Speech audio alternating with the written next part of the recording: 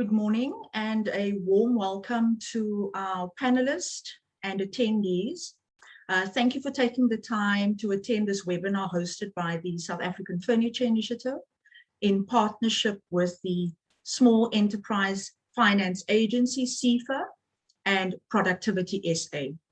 My name is Bernadette Isaacs. I'm the Managing Director of the South African Furniture Initiative, and I will be facilitating today's session.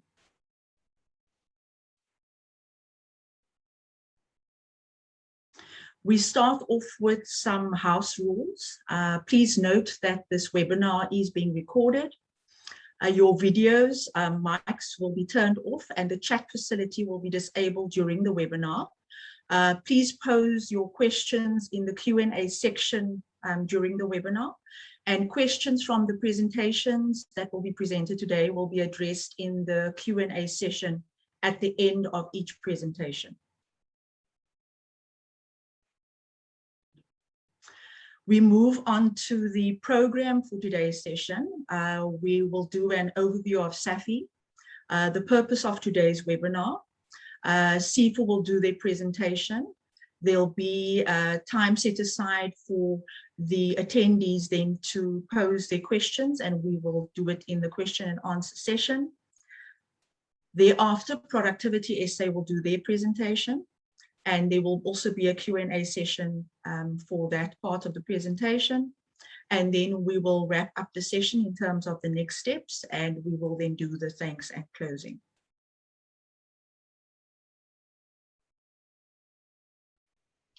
Just an overview of who is SAFI. The South African Furniture Initiative was created in 2016 as a joint initiative of industry, labor, and government, for the benefit of all stakeholders, with a common interest of promoting employment growth, value addition, and transformation across the furniture value chain. Our mandate is to provide market intelligence information, facilitate training and mentoring and other support services, promote the South African manufacturing industry and associated furniture design, to facilitate access to domestic and international markets, especially for small and previously disadvantaged individual-owned enterprises, to determine and facilitate the implementation of initiatives and programs to enhance the performance of the South African furniture industry, to sustain existing employment and create new employment opportunities within the furniture industry's value chain, and to facilitate the development of strategic relationships throughout the furniture value chain. So the purpose of today's webinar, after the looting and unrest that took place in July 2021 in the areas of Gauteng and KZN, we hosted our first webinar in partnership with IDC, the Industrial Development Corporation, and SASFIA, who presented funding and support that were available to the affected companies. And today, in today's webinar, we want to reaffirm our support to the South African furniture industry in terms of more information that we're bringing you today with SEFA and Productivity SA.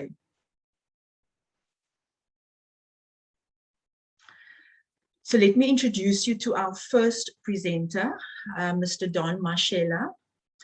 Don has been in the development finance for over 20 years. His career in financing specializes in SMME finance, started way back in 1993 as a business advisor for the Small Business Development Corporation, which is known as Business Partners today. Don is the head development impact support at SEFA. His responsibilities include, amongst others, ensuring SEFA's direct lending unit achieves its development impact outcomes. Don, over to you. Thank you, Bernadette. A warm welcome to all the entrepreneurs on a call this morning. As introduced, my name is Don Mashela from SEFA. So the presentation that I will be sharing today are the programs that were introduced by the Department of Small Business Development Corporation and its agencies to support businesses that were negatively impacted by the unfortunate incidents of the looting and the riots that we experienced in KwaZulu-Natal and in Gauteng. So we, as a presentation outline, will just give a brief background. And then the programs that we have, just the focus area, the financial support and the non-financial support, what is offered by the programs, the criteria, the requirements to access, which is very much important to understand, and how the application process unfolds. So this, I'm sure this we all know, it's been well documented, the extent of the damage that was caused. So I won't waste time on this. The presentation will be shared, but just to give you a background to say, for the Department of Small Business Development and its agencies, it was crucial to reprioritize some of the programs that we had to support these businesses that were affected. Because if you look at what has happened here, you know, we can't continue as if it's business as usual. We had to reprioritize some of the programs and shifted our budget to develop the schemes that I will be presenting. The first scheme that I would like to present, which is the main one, by the way. The second scheme, I'll just touch high level on it because it's not relevant for the audience, but we'll share that as well in case probably you know somebody, you know a neighbor, you know a relative who was affected, so that we can also assist in that front. So the first one is the Business Recovery Support Program. And this program, it's targeted at assisting all uninsured businesses. And it's important to understand that because, as you know, from the previous discussions and platforms, the insured businesses will be covered, are covered under SASRIA. But now the interventions that we have is to cover uninsured businesses because we need to respond to that. It's crucial.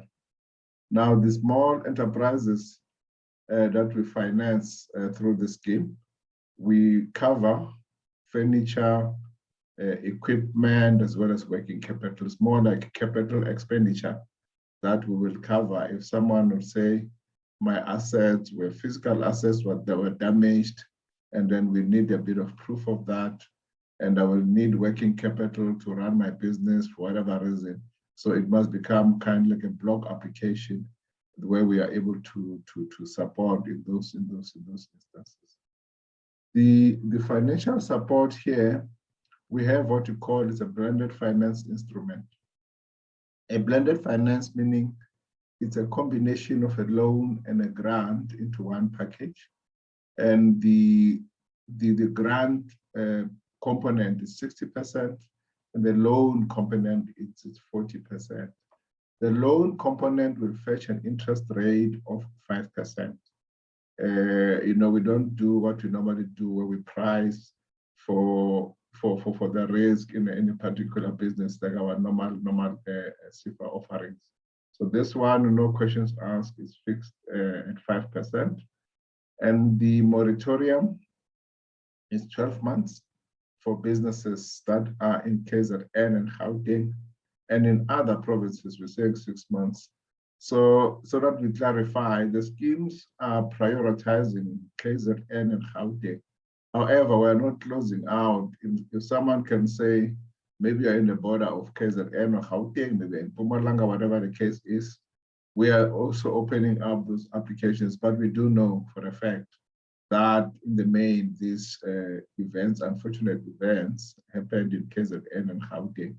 So the moratorium for those businesses, like we say, is 12 months, but in other provinces, if there is those offshoots, it will be 6 months. The repayment period is 60 months, which is 5 years, and the maximum that we're able to provide under the scheme is 2 million rands. So if you look at a simple example there, you applying for 2 million rand, 60% of the 2 million rand will come by way of a grant, and then 40% will be a loan component. The the offerings that we have is not just financial support. These include business development support. And that is where we work very closely with our sister organization, SEDA, Small Enterprise Development Agency, to provide that business development support. The business development support is in twofold. One is pre-investment. By pre-investment, we mean because we already opened for applications, we are receiving applications. But now some of the applications, we realize that applicants are not giving us the information that we need in the form of documentation. So we then refer those to SEDA to say, let SEDA assist those businesses to package these applications so that when they come to us, they are complete. So that is the pre-investment pillar of the support that is offered by SEDA. Post-investment support is tailored post-investment support, because some of these businesses, it will be difficult to go back, and you'll need some form of mentorship, some form of capacity building, or general business development support, maybe to the marketing or whatever the case is. So you're able to approach SEDA, and then SEDA can tailor the support that these businesses will be looking for. So that's the business development support, which is the non-financial support component of the offering that we have. Now, this is a very, very crucial slide, because when you submit applications, you just need to make sure that you give us all the supporting documentation that we need. So if you look at that, we are saying the first thing is that these businesses must have been negatively affected by the unrest. So we need to prove that. Now, how we prove that, we'll need an SAPS case number. It must be submitted as part of the pack. Maybe there could be someone who is saying that, maybe asking a question to say, when this thing happened, and I knew that I'm not insured, there was no point for me to go to the police station and report a case, because it was just going to be a futile exercise. But we are saying you can still do that now. You can still report that case, and then you give us that case number or an affidavit. Number two, it must be legally registered business with CIPC, 100% owned by South Africans, must have been in operation as at the 30th of June 2021, and must be compliant with the receiver, tax compliance. Preference that you report, the business must be registered on the National SME database, and that is the link there, which is smesa.gov.za.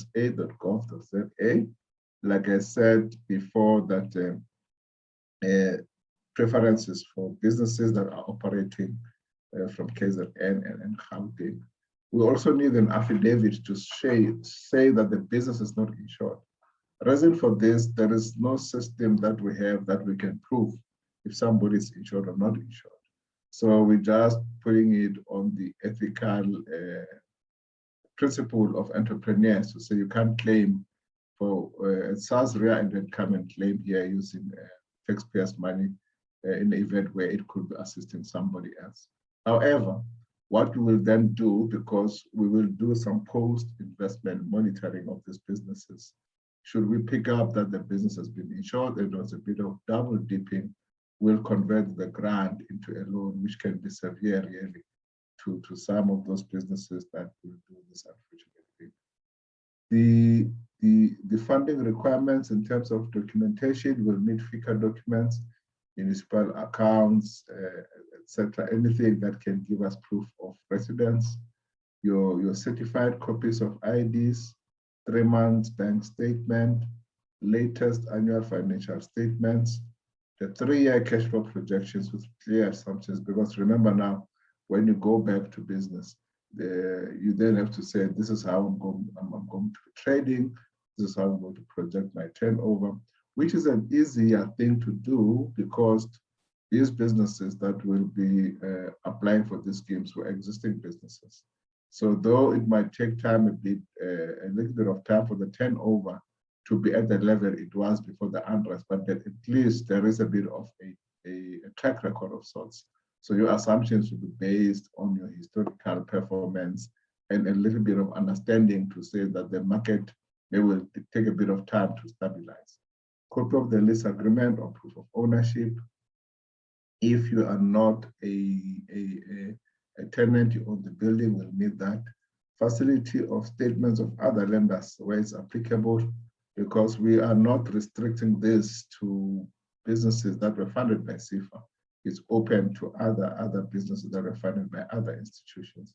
The quotations for funding that is applied for, and a detailed breakdown of the funds to say what is it that you need to use the funding for. So, ladies and gentlemen, entrepreneurs on the call, these criteria or this supporting documentation is detailed on our application form. So when you get our application form, you are able to see exactly what are the supporting documentation. Also, the same application form has got like a product leaflet of what I'm presenting here.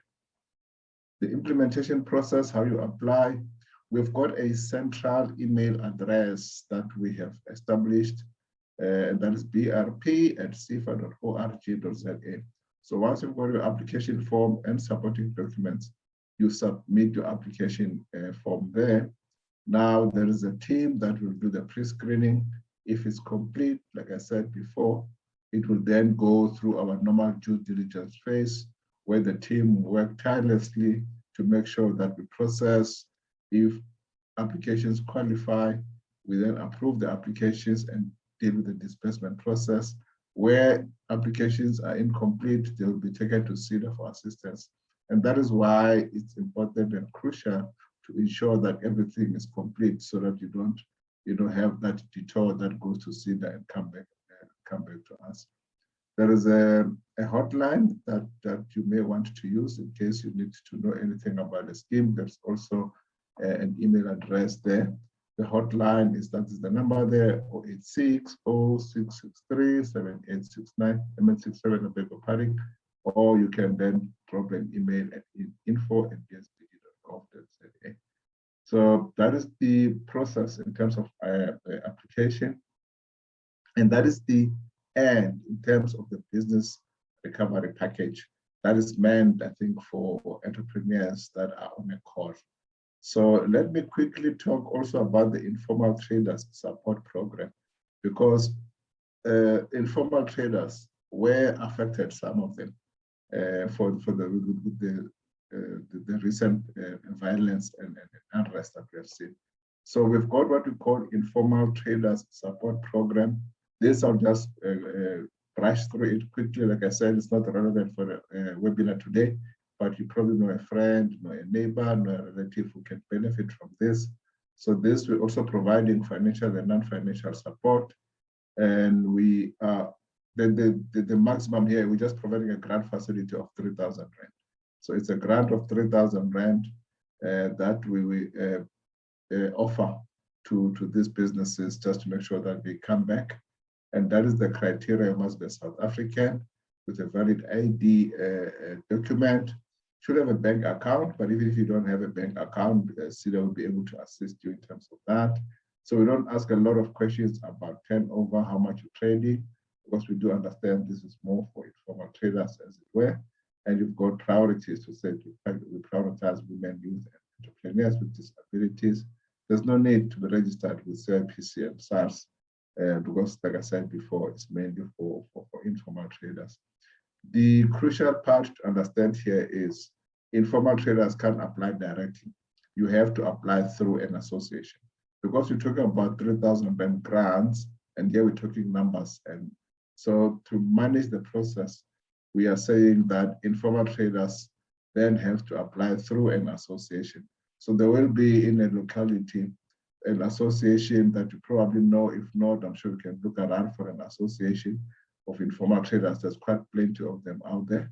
And then those associations, they package block applications and then email those or submit those applications at that email address that says SEFA Informal Traders at netbank.co.za.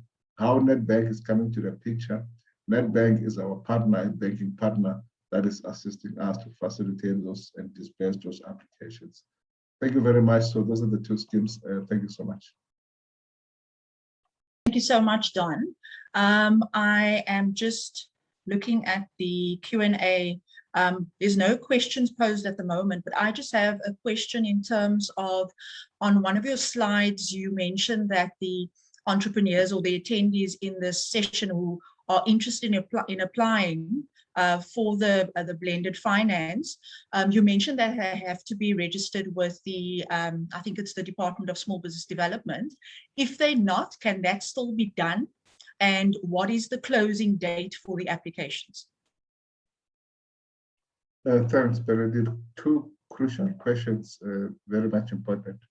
No, look, the registration, it can still be done. You know, remember that to register on the database, all the department is trying to do is to get to develop a database of SMMEs, and this has been going for quite a long time now. So there is a database that we are developing just to make sure that, you know, as a government, we know exactly when you talk about SMMEs, you know, how big is that database? How does it look like? So this has been an ongoing process. So it's a preference to register there. We'll encourage entrepreneurs to register there, but it doesn't mean that you cannot apply because you're not registered. You can run a parallel process, because someone can go into the portal, you can find that it's down for a day, or maybe it's busy because of traffic, whatever the case is. It doesn't stop you to apply. You can still apply, but we encourage entrepreneurs to register because we are driving a bigger vision with that database. So it's not a requirement, but we will just request a cooperation there. Thanks for the second question. I actually forgot to indicate that the closing date is the 31st of August. So we don't have much time, you know. So the 31st of August, the window to apply will close. So yeah, I think those are the responses. Thank you, Benedict. Thank you, Don. And then there's another question from Lumka, where the question is, our timber could not be delivered due to trucks not traveling on the N3, and we lost an opportunity to supply 415 pallets. We also lost 10 days of work. The attendee does not have a case number, says they did not suffer any physical loss. Can they apply without a case number? No, those ones do not qualify, because we are not covering loss of turnover, loss of profits. You know, remember, when you insure, you can insure for physical assets. You can also insure for loss of turnover, loss of trading, those type of things. Now, this scheme does not cover that, because it's going to be a tricky verification exercise to demonstrate that. So we're covering physical assets to get these businesses back on track. So the short answer is no, because there's no physical loss that was it's more like turnover and profit loss, which the scheme does not cover. Thank you very much for that answer. There are no further questions. So we thank you very much, Don, for that very informative presentation. So let me introduce you to our second speaker. Our second speaker is Albert Brink. Albert is the Executive Manager for Regional Operations at Productivity SA. Albert has been with Productivity SA since January 2003, where he joined as the Senior Productivity Advisor, and from September 2010 as the Cape Regional Manager, responsible for managing all administrative and consulting services and projects, as well as the regional implementation of government-funded initiatives such as the Turnaround Solutions and SMME development programs. Welcome, Albert, over to you. Okay, thanks for the opportunity, Bernadette, and to the audience. I would like to explain to you two fully funded initiatives that's available to all. But to understand the initiative, I need to give you a bit of background about the whole issue of productivity, because these initiatives are aimed at assisting organizations to become more productive. So when we look at a business,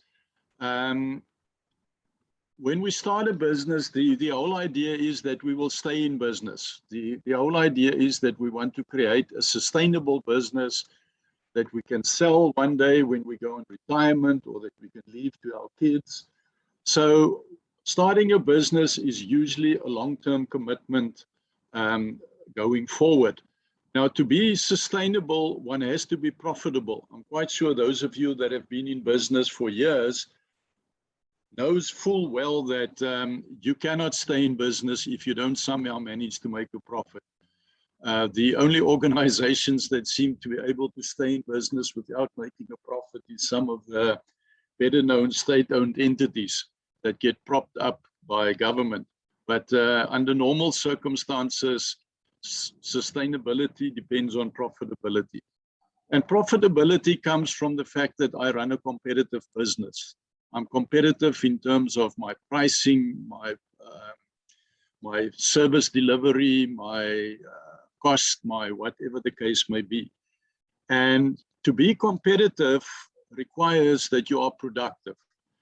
And it's for this reason that our focus is on productivity improvement, because we know, and we've got enough case studies and examples, to be productive usually enables you to be competitive and profitable, and obviously assist you in staying in business and as such being sustainable. So this sequence of events is critical.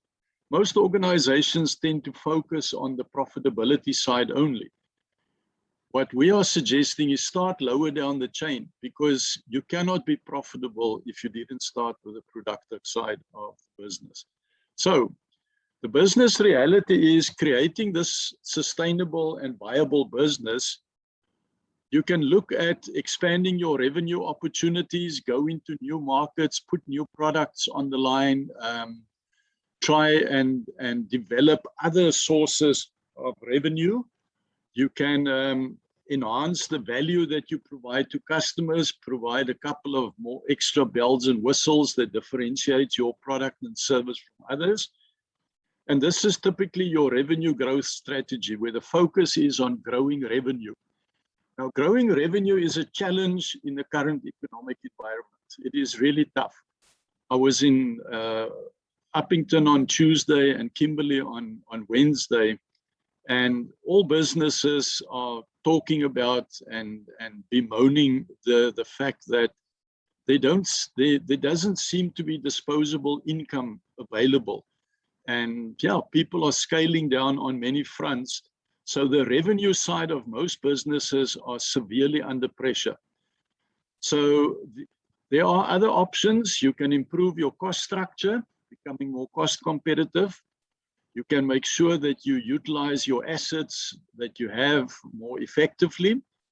And this is your productivity strategy. So the productivity strategy focuses internally to the business, within the business. You find opportunities for growing revenue and growing profitability within the confines of your business. Whereas the revenue growth strategy is to basically look outside the business to see what opportunities there are outside of the four walls of your business entity. Our focus is predominantly on the productivity development strategy. And in so doing, we are not discounting the value of the revenue growth strategy. Obviously, both are important. Our focus and the products and the services that we have on offer focus on the productivity strategy side of things. So productivity, we all know, if you look at the business flow, we've all got various inputs: employees, raw material, consumables, packaging material, electricity, whatever the case may be. We use that in the process of delivering certain outputs, cartons packed in the fruit industry, shirts produced, number of invoices processed, number of customers served. And I deliberately have put in this number of invoices processed because the fact of the matter is productivity and the principles thereof applies equally to manufacturing as it applies to service delivery, as it applies to white-collar administrative work environment. But if you, and these outputs results in certain outcomes.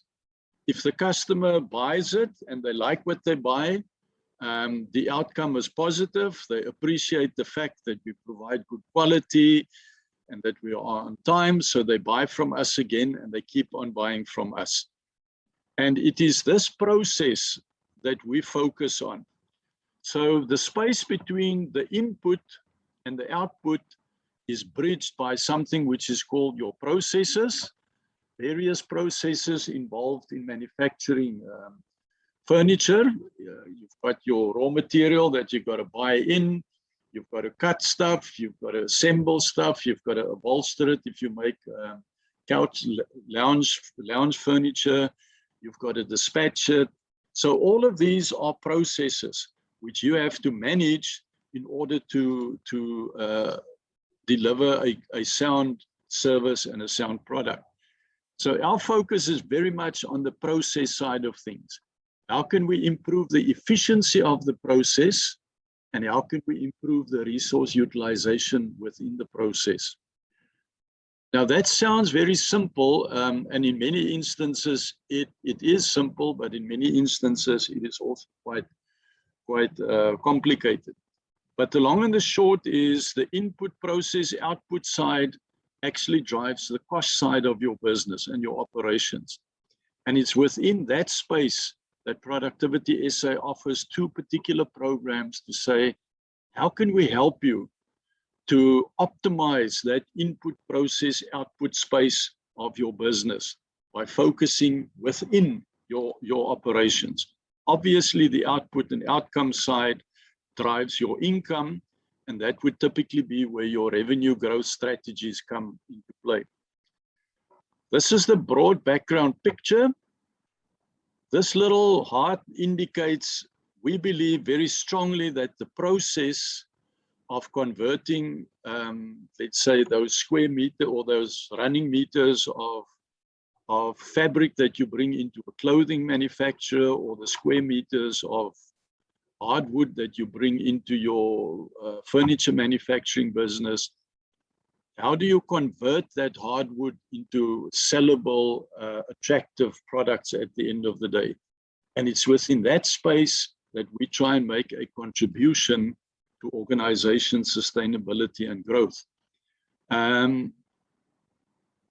My little example, we tend to focus on businesses where that process between the input and the output is perhaps not as smooth as it should be.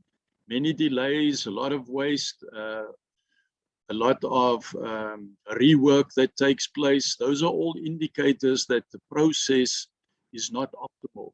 So the first thing we try and do is, let's see if we can straighten out the process. Then the question is, can we shorten it? And if you manage to shorten it, how do we strengthen it so that it doesn't revert back to the squiggly one that we had previously? And the two red dots are important between the order and the invoice. That is the space where we make a contribution, and we make that contribution well. I can say that with confidence. One of my colleagues is currently working at a clothing manufacturer, and he was very excited when on Monday he shared with me the statistics and the data that showed that they've managed to reduce rework by 24% by changing some of the operations and changing some of the control mechanisms which they have in the process. So there's an organization that's reducing rework by 24%. There are ample examples of other successes that we've had on the shop floor. And I will come back to the shop floor situation now. So the reason behind our process focus is basically processes are the recipes by which we do things. And if you cannot describe what you do in terms of a process, then we know you don't really know what you are doing. Alternatively, also the fact that a bad system or a process will always beat a good employee every time. Somehow a bad system and a bad process have got much more power than the than the greatest efforts of any individual employee. The focus that we have, and we measure this extensively during our interventions, look at quality, look at cost, look at speed, the turnaround time on orders, delivery reliability. The morale of staff, it's actually something that we over time have learned is a critical factor in achieving improved productivity. And then we obviously look at health and safety issues. All our interventions have got a very strong people involvement focus. And this is a critical point that I would like to emphasize. We don't come into your business and try and tell you how to do things. We may suggest some things which we think is obviously would be beneficial, but the whole thing is to develop the capability within the business to find their own solutions and to develop and implement those solutions. So there's very much a people involvement focus, because we believe that when we leave after 4 months or after 9 months, that you should be capable of maintaining the momentum that we've developed with your assistance. Very important also to note that the interventions that we are offering does not say that you must have a dysfunctional business before we can get involved. On the contrary, the more functional and operationally effective the business is, the better it is, because we can actually work from a strong base. The Kaizen Workshop is the first service offering that I briefly want to talk to you about. It's a combination of training, but also on-site implementation work and support. It usually runs over a 4-month period. Obviously, we're not there 4 months permanently. We are intervening at various stages, but over a 4-month period. The workshop is based on the PDCA cycle, which is one of the recognized continuous improvement methodologies. In the planning phase, you look at identifying the problem, understanding the current situation, devising a sense of what is the future state that you want to work towards. You identify the root causes of the problem, and then you determine countermeasures or options for implementation. Typical problems that we will look at would be, we look at cost, we look at waste, we look at your yield, how much of the square meters of foam that you bring into your upholstery business do you actually use, and how much goes to waste? How quickly do you do things from the order to the invoice? What is your cycle times? Look at quality, rejects, rework, complaints, returns, delivery speed, delivery reliability, morale, health and safety.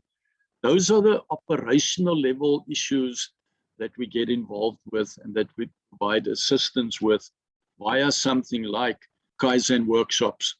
So if I go back here, once the planning stage is done, there's an implementation phase, which is followed by a monitoring phase.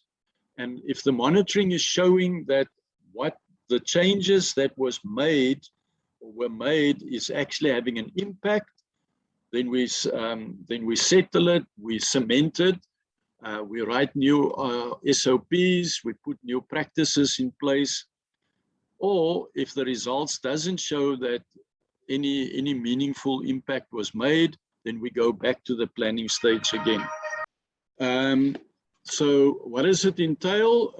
Over a 4-month period, there's 3 to 5 days training that takes place. So there's an initial 2-day training session where we orientate the organization and its chosen staff to the process of continuous improvement, plus we take them through the planning phase. The whole idea is that at the end of that training session, or soon thereafter, that the participants would have identified certain problems within the organization which they believe needs to be addressed. They will then go through this process up to the point where they've developed possible solutions, and we assist them, be it physically or be it over Zoom or Teams. And then they go into the implementation phase. which there's also some training on how do you implement, how do you develop an implementation plan, how do you put checks and balances to make sure that you implement it properly. Then there's a bit of training again to do the actual doing and checking.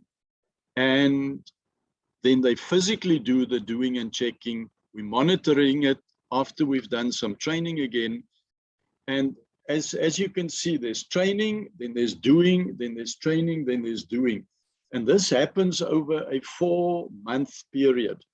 So that by the end of that period, they have gone through one complete cycle from problem identification to development of solutions, implementing, monitoring, and hopefully cementing the solution at the end of the day. If I go back, the next program, that particular program, sorry if I can interrupt myself, that particular program, the Kaizen Workshop program, is fully funded by the Department of Trade, Industry and Competition, DTIC. Any organization can apply.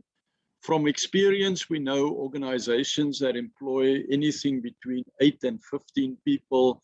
This process actually works very well because you are dealing with a relatively small business. As the business goes bigger, you will have different Kaizen teams within the organization that will look at different areas within the organization. But it's fully funded. It's fully funded and there's no strings attached. The second program that I just want to briefly introduce you to is our Business Turnaround and Recovery Program. This program is fully funded as well. It's funded by the Unemployment Insurance Fund, UIF, via the Department of Employment and Labor. The whole purpose of this program is to assist organizations that are in decline. I don't want to use the word distress because distress sounds like it's terminal, but businesses that are battling to keep things afloat, we put money into these businesses and see, can't we assist them to become operationally more efficient, and in so doing, improve the probability of being sustainable and staying sustainable. So what this program entails, and this program runs over a 9-month period where we actively engage with the organization and actually provide on-site assistance throughout the period. So it starts off with an in-depth financial assessment and also an assessment of operations, processes and practices. We really need to understand everything that happens between the order and the invoice. We've recently engaged one of the biggest clothing manufacturers in the country on this whole process. And we look at everything that happens from where the order comes in to where the dispatch goes out and the invoice is submitted. And we analyze that process in detail. Whilst that is happening, we are also training up what we call a future forum. It's a worker management forum that will look as a collective, that will look at the opportunities and the challenges, and that will assist and guide us in developing solutions. The outcome of the forum's activities and our initial assessments is we develop a work plan with the future forum, which the future forum have to sign off. And we say, in the next 9 months, these are the things that we're going to do because we believe those are the things that's going to assist our business to go from perhaps a bit of a struggling entity to a really performing entity. That gets implemented in pieces over time. We do a lot of the implementation with you. This is very much an active involvement. If there are skills required, and I've come across that yesterday where I immediately realized this is a fairly sophisticated business that will require a lot of chemistry related knowledge. So we will then bring in that expertise at no cost to the organization, but we will contract somebody with that expertise to come and assist with that particular portion of the project. Once all the implementation is done, and as the implementation is done, we monitor and we check whether impact is made and whether things are working, and ultimately we close out the project and it gets signed off by the future forum that will say this implementation was actually done and the results that we are propagating or putting on the table is actually true and factually correct. Throughout this process, and parallel to this process, is something which is very important and close to our hearts, is the fact that we train up productivity champions within the organization so that we can create this capacity and this capability to actually do similar improvement initiatives by yourself after we have left. The typical impacts that we are looking at and the typical impacts that we report on is cost reduction, waste reduction, quality improvement, speed improvement, delivery reliability improvement, staff morale, safety. Those are, again, the issues that we tend to work on and tend to focus on. Because in both the Kaizen Workshop environment and in the business turnaround and recovery environment, the focus is on operational efficiency between the order and the invoice. We know that if we can make that space efficient, that the organization has got a much better chance of being profitable and sustainable in the long run. Who qualifies for this? Any organization can apply and can ask for assistance under this program, provided A, you are tax compliant, and B, your UIF affairs are in order. The simple reason for the UIF being in order is that the UIF is the funder, and like with the SEFA criteria, tax compliance is always a requirement. You must also be able to provide us with at least 2 years' financial statements, because we do not take businesses on board under BT&R that has not been in operation for a full 2 years. So if you've been operating more than 2 years, if you're tax compliant, if you're UIF compliant, then we would love to talk to you about joining the business turnaround and recovery program. I think that is the end of my story, Bernadette. Suffice to say that if you want to get in touch with me, there's my email address, there's my cell number. If you do send me a mail or if you do phone me, just remind me of the point of contact, which is today's webinar. I do see a fair number of people and I don't always know where the references come from. But yeah, I would sincerely love to see some of you joining us either on the Kaizen program or on the business turnaround and recovery program, or you can ask us just to come and train up some productivity champions in your business. If that is what you wish, we can also do that. The amount of money, and sorry, I should have mentioned that. The amount of money that we put into a business turnaround and recovery program can go up to a maximum of 4, 5, 6,000. So it's 456,000 Rand that we can actually spend on interventions to assist. And the amount of money is subject to the number of full-time employees. So obviously we allocate more money to bigger businesses, but that does not mean to say that there's no money available for the smaller ones. I just know off by heart that if you employ 20 people, we can actually do work to the value of about 110,000 Rand in your business. And you can actually buy a lot of expertise for that. Bernadette, I thank you, and I sincerely hope to get some interest going from members aside. Thank you. Thank you very much, Albert, for that very informative presentation. I see no questions that's been posed, but I'd just like to ask, in terms of the two programs that you presented, is there a closing date, or is it open-ended in terms of the application? It's open-ended, Bernadette. It's ongoing. It revolves financial year after financial year. So at any point in time, people can contact us. And just another, thanks for that, Albert. And just another question, if I was to make submission and hand in all the necessary documentation, what is the turnaround time in terms of a response to say that my application has been approved or declined?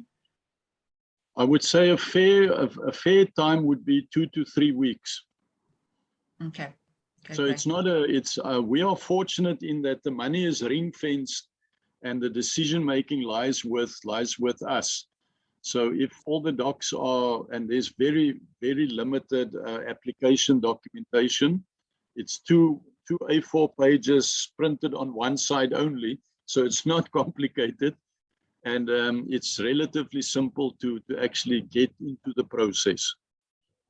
Okay, thank you very much. Thank you very much again, Albert. Thanks, Bernadette. Okay.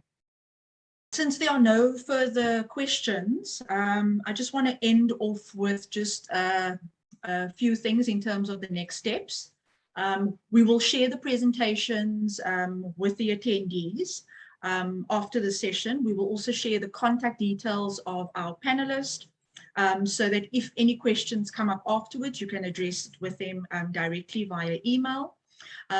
Please also, if you can, we will share a link. If you can please click on that. It's a survey just with regards to the information that we've shared and provided. If you can please complete that, it will take a few minutes. Don and Albert, thank you for your willingness to engage with us today. And to all the attendees, thank you for taking the time to join us for this session. We'd like to wish everyone a great day further. Please keep safe and stay well. Take care. Good day.